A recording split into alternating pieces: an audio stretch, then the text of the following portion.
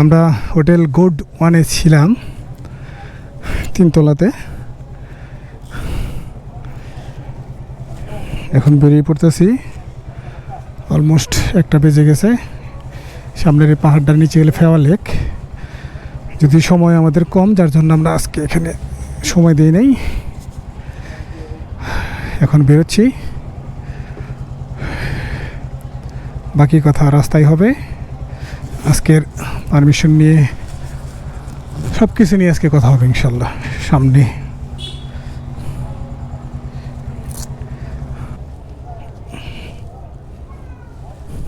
বিসমিল্লাহ।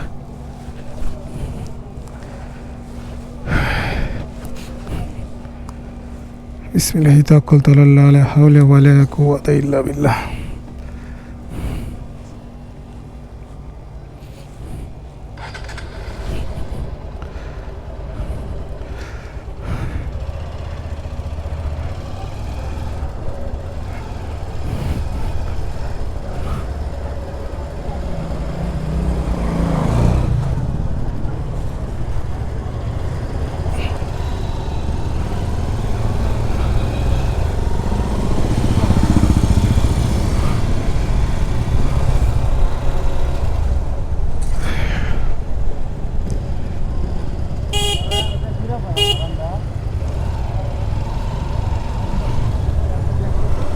দাঁড়ান দাঁড়ান দাঁড়ান, আনাকে দুজন কানেক্ট আছে আপনার ইয়ার রোডে কানেক্ট, আমারটা অন হইতেছে না। তাহলে ওই যে এই রিজনের সামনে দিয়ে আপনি পিছনে থাকুন, ঠিক আছে? আমরা দুজনে মাঝখান থাকি।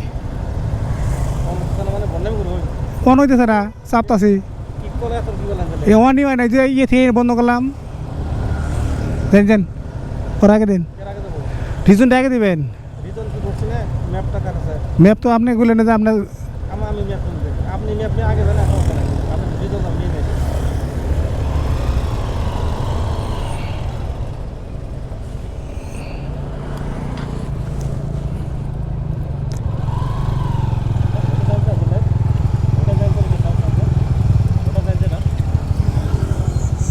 मुक्तिनाथ नहीं नहीं नहीं वो नहीं चाहिए, वो नहीं चाहिए। তুমি আমার পিছনে থাকবা, ঠিক আছে? যদি কোনো কিছু প্রয়োজন পড়ে, মানে আমার তো সিগন্যাল নাই, রতন ভাই যদি সিগন্যাল দেয় তাহলে আমার সিগন্যাল দিও তুমি। হ্যাঁ, হেডলাইট না বুঝলে তুমি প্রয়োজনে টান দেয় সিগন্যাল দেবে, ঠিক আছে? ওকে।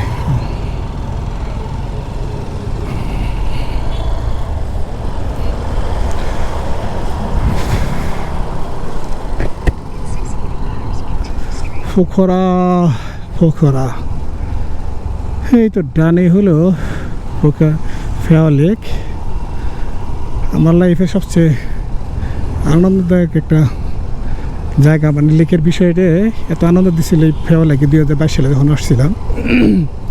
আমার হচ্ছে স্বপ্নের মতো লাগছিল। যদিও আজকে এখানে সময় দেওয়ার কথা নাই, আমরা ফেরার পথে এখানে সময় দেবো ইনশাল্লাহ।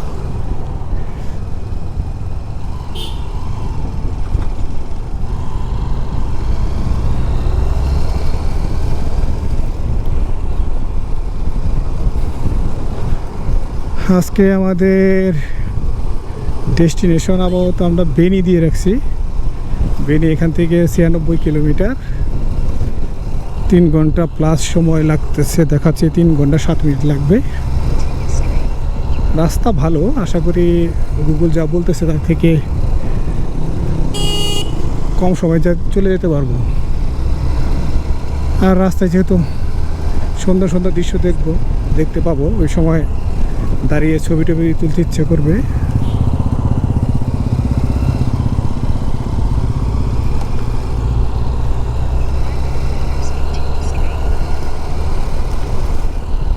এই জন্য সময় আর একটু বেশি লাগতে পারে, গুগল যা বলতেছে হয়তো তার চেয়েও একটু বেশি লাগার সম্ভাবনা আছে।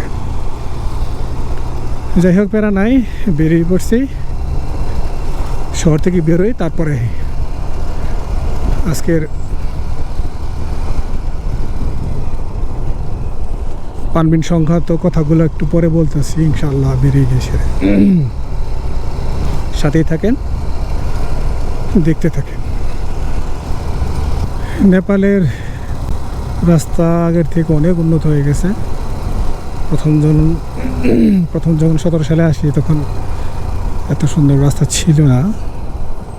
গত 6-7 বছরে এরা যথেষ্ট উন্নত করে ফেলেছে, অনেক অনেক উন্নত করে ফেলেছে রাস্তাঘাট। সেই লেভেলের রাস্তা। গতকাল আমরা যখন ফুকুরায় ঢুকলাম তখন তো মুগলিং থেকে যে রাস্তাটা করছে মানে অস্থির লেভেলের রাস্তা।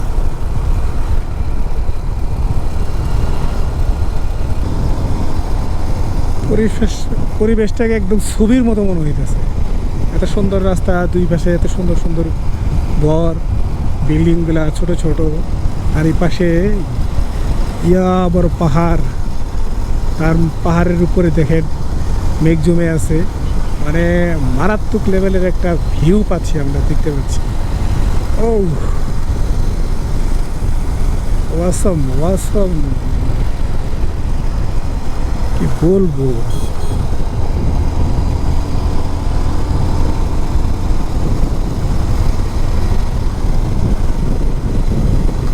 আল্লাহ তাআলা মানুষের দিলকেও এমন সুন্দর করে বানাইছে। আমি তো এই শহরের প্রেমে পড়ে গেলাম। আমার কাছে মানে সেই ভালো লাগতেছে। এরকম জায়গায় আসলে থাকতে পারলে ভালো লাগবে। সকালের ভিউ, বিকালের পরিবেশটা অসাধারণ লাগবে এখানে থাকলে। মিষ্টি কোনো এক সময় শেষের এইদিকে থাকতে হবে। ও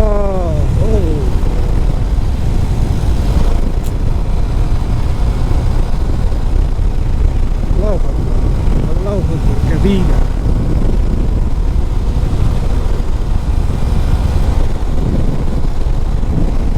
এই শহরের লোকেরা কতই না ভাগ্যবান যারা প্রতিদিন এরকম দৃশ্য দেখে। সকালে দেখে, দুপুরে দেখে, বিকালে দেখে, কন্টিনিউয়াসলি তারা এই সুন্দর দৃশ্যগুলো দেখতে থাকে।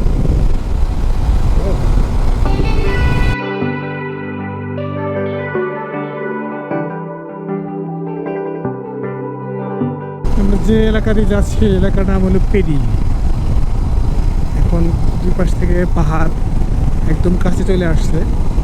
পিছনে তো আসলে পাহাড় দুই পাশে অনেক দূরে ছিল, মাঝখানের রাস্তা। এখন পাহাড়টা আস্তে আস্তে কাছে চলে আসতে পাহাড়ের ধারে দিয়ে এখন রাস্তা।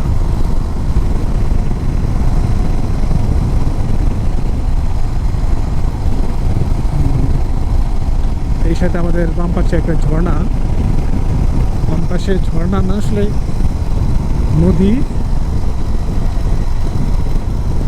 নাম তো বলতে পারবো না, কিন্তু বৃষ্টি শুরু হচ্ছে মনে হচ্ছে।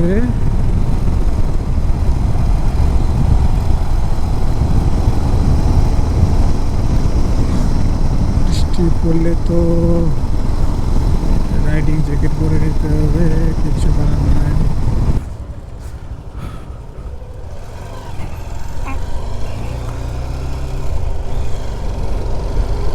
এখানে একটা কফি শপ ছিল পিছনে, কফি শপটাতে দ্বারা একটু কফি খাইলাম, একটু ড্রোন শ্যুট করলাম। ড্রোন শ্যুটটা একটু পরে আপনারা দেখতে পাবেন। আর সামনের যে ভিউটা ছিল মারাত্মক, অস্থির লেভেলের।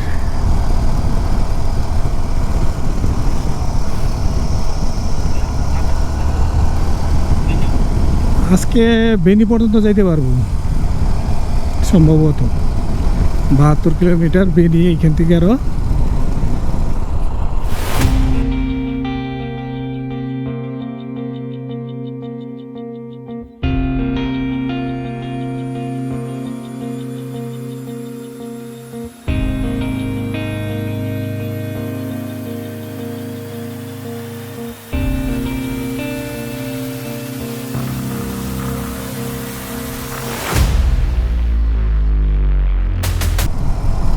আজকে টাইম 2টার বেশি বাজে, সম্ভবত আমাদের সন্ধ্যার আগে রাইড শেষ করব, ওই জন্য বেনি থেকে হয়তো কাকবেনি যাওয়া পসিবল হবে না, মানে বেনি পর্যন্ত যাব।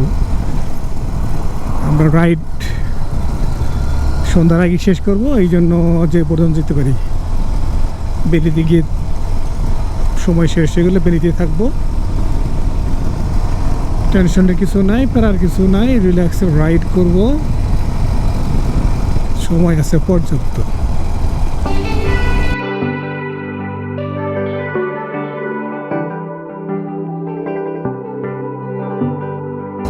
এতক্ষণ মেঘের ভিতরে রাইড করলাম, এখন এদিকে কোনো মেঘ নাই, তো গুড়ি গুড়ি বৃষ্টি হচ্ছে, মানে কাক ভেজা বৃষ্টি। রেনকোট পরার মতো না, আবার রেনকোট না পরলে এবারে লং টাইম রাইড করলে এবারে দেখা যাবে যে ভিজে যাবো, এরকম একটা অবস্থা। আরেকটু সময় একটু রাইড করে দেখি, যদি মনে হয় যে না এই অবস্থা থাকবে তাহলে রেনকোটটা পরে নেব। তবে এই অবস্থা থাকার সম্ভাবনাই বেশি, সামনে ওই পাহাড়ে মেঘের ঘন ঘটা, মেঘ দেখা যাচ্ছে। সো এদিকেও এই কাহিনী হইতে পারে।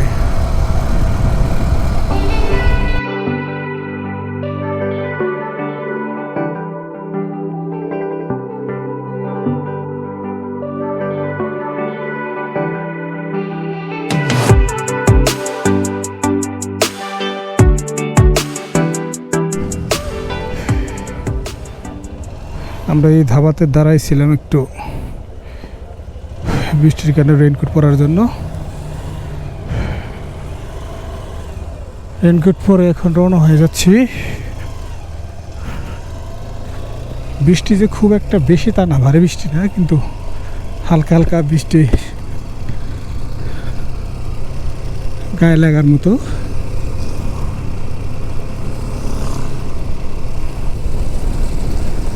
সামনে রৌদ্রোজ্জ্বল আকাশ দেখা যাচ্ছে, আবার দেন এদিকে বৃষ্টি বৃষ্টি ভাব। পাহাড়ের এই খেলাধুলা,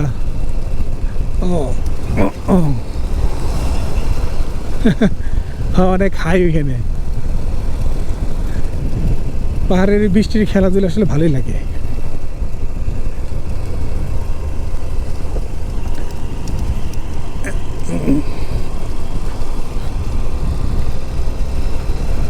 হালকা হালকা বৃষ্টির মাঝ দিয়ে যাচ্ছি, দূরের আকাশে দূরের পাহাড়টা দেখা যাচ্ছে, ওইখানে রৌদ্র আছে, ওইদিকে বৃষ্টি নাই।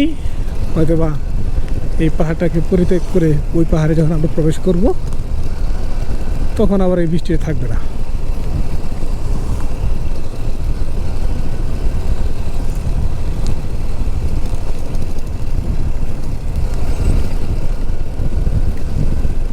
পাহাড়ের আপ হিল বলেন আর ডাউন হিল বলেন, বৃষ্টি পড়লে একটু আমার কাছে রিস্কি মনে হয়। আমি হালকা বৃষ্টিতে ভয় পাই, ভারী বৃষ্টি হলে ভয় পাই না, কারণ ভারী বৃষ্টিতে রাস্তা পিচ্ছিল হয় না, কিন্তু হালকা বৃষ্টিতে রাস্তা পিচ্ছিল হয়, এটা আমার থিঙ্কিং। বৃষ্টির মধ্যে আমি পাহাড়ে খুব স্লো রাইড করি, এটা আমার অভ্যাস। আমি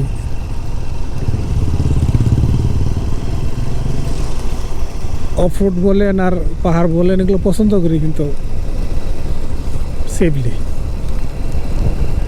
আর আমার পিছলা খাওয়ার অভ্যাস আছে, এই পর্যন্ত বহুবার পিছলা খাইছি, বড় ধরনের কোনো অ্যাক্সিডেন্ট এখন পর্যন্ত হয় নাই, কিন্তু পিছলা রেকর্ড আমার বহু আছে।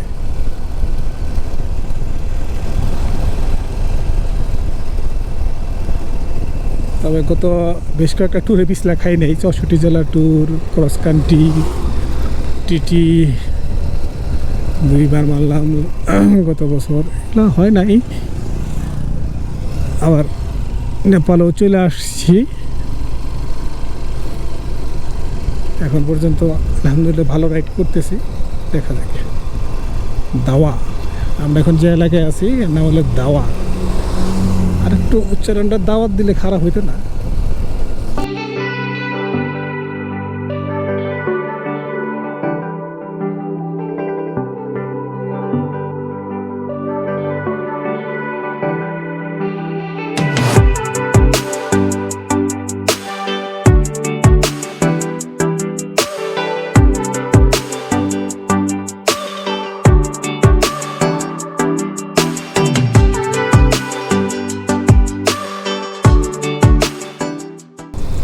ধীরে ধীরে আমরা ওই রৌদ্রোজ্জ্বল পাহাড়ের দিকে যাচ্ছি। আমাদের দুই মেম্বার সামনে অবস্থান করতেছে। আমরা যেখানে দাঁড়াইছিলাম ওখান থেকে 4 কিলোমিটার সামনেই আছে। এদিকে বৃষ্টি হয় নাই, হালকা বৃষ্টি হয়েছে, বোঝা যাচ্ছে। রিসেন্ট টাইম হয় না, আগে হয়ে গেছে।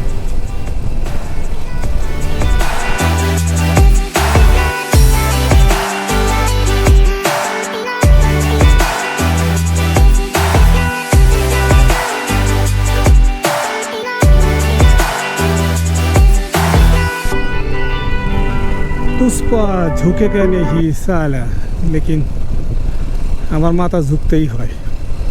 আমার না, আমার হেলমেটের মাথা ঝুঁকে যায়।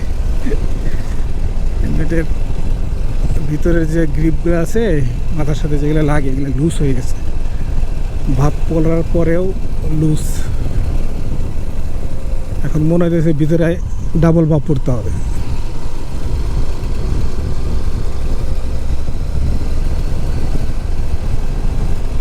মাস্টার আমাকে রেখে যেও না।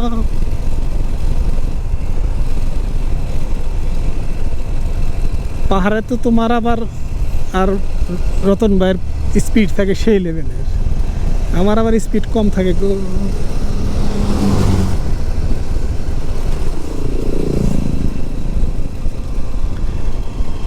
কারণ আমি পাহাড়কে খুব ভালোবাসি, তাই আস্তে আস্তে যাই।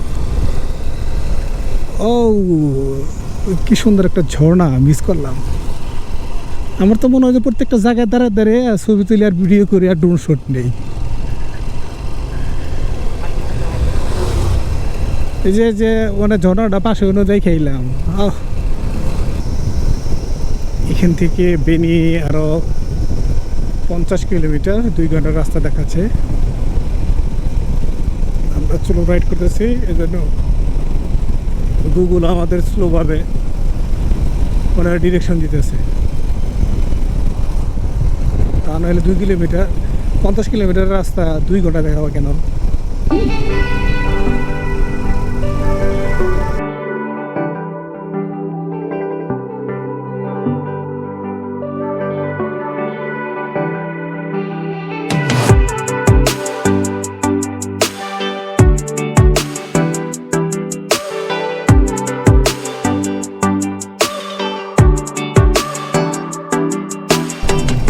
সম্ভবত আমরা কুসমাতে ঢুকে গেছি, আমার যতটুকু মনে হচ্ছে যে এটা কুসমা শহর।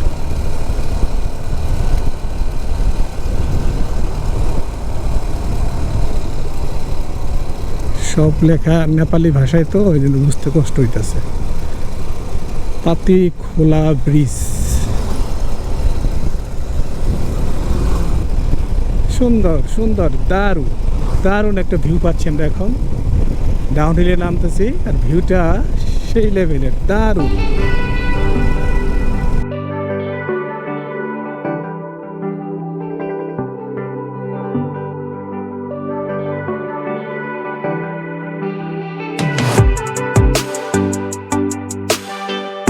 ও আমার কাছে এটুকু মনে হচ্ছে যে এক সময় কল অফ ডিউটি গেম খেলতাম, কিছু কিছু পাহাড়ের দৃশ্য দেখাইতো, এরকম মনে হচ্ছে পাহাড়ের ধারে দিয়ে গাড়ি নিয়ে বা হুন্ডা নিয়ে বা হেঁটে শত্রুদের আক্রমণ করা হইতো, সেরকম। ও আল্লাহু আকবার, আল্লাহু আকবার কবীরা। এত সুন্দর ভিউ, কি বলবো, দিলটা জুড়িয়ে যাচ্ছে। এত প্যারেশানির মধ্যেও দিলটা জুড়িয়ে যাচ্ছে। আল্লাহু আকবার।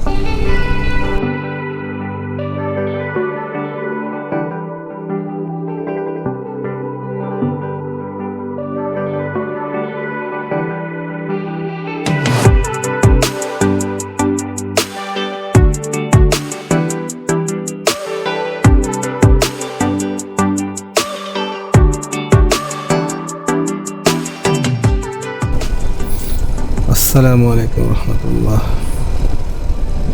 টার্মেক রাস্তা থেকে ভাঙাচোরা রাস্তা আবার চলে আসলাম, অফরোডের মধ্যে ঢুকে গেছি। এখান থেকে বেনি আর খুব একটা বেশি দূরে না, হয়তো এখান থেকে আর 6-7 কিলোমিটার হতে পারে বেনি। আমাদের আজকের চিন্তা ভাবনা ছিল, মানে ডেস্টিনেশন ছিল যে আমরা বেনিতেই থাকবো। এখন যেহেতু সময় আছে, দিনের আলো আছে, বেনি পর্যন্ত গিয়ে দেখি যদি সামনে আরও আগানো যায়, তাহলে হয়তো আমরা সবাই পরামর্শ করে চেষ্টা করব সামনে অগ্রসর হওয়ার জন্য।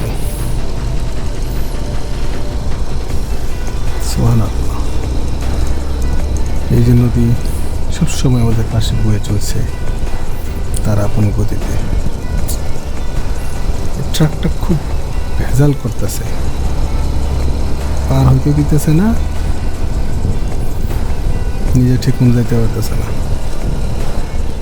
ছোট রাস্তা, চাপা রাস্তা, আসলে দুইটা গাড়ি আসলে পরে যখন দাঁড়াইয়া সাইড দিতে হয়, যেখানে একটু রাস্তার প্রশস্ত ওখানে দাঁড়ায় সাইড দিতে হয়।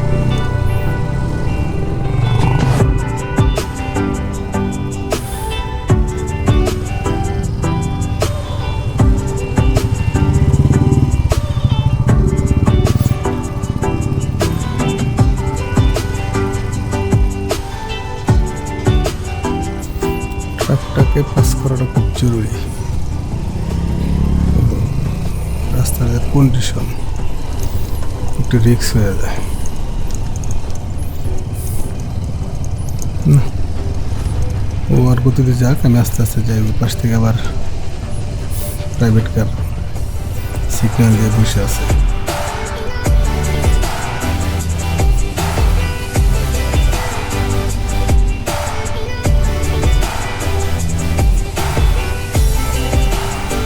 আমরা বেনি শহর পার হয়ে চলে এসেছি।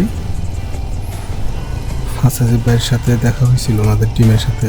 আমরা বললো যে আমরা আর একটু সামনে গিয়ে থাকার চিন্তা ভাবনা করতেছি, যতটুকু দিনের আলো পাওয়া যায় এর রাইড করবো। এই জন্য ওনারাও সামনে চলে গেছে, আমরা পিছনে পিছনে যাচ্ছি। তো ওনাদের বলছি যে এখানে আপনারা দাঁড়াবেন, আমরা চেষ্টা করবো একই সঙ্গে থাকার জন্য। আমরা যাচ্ছি। ওই সামনে দূরে দেখেন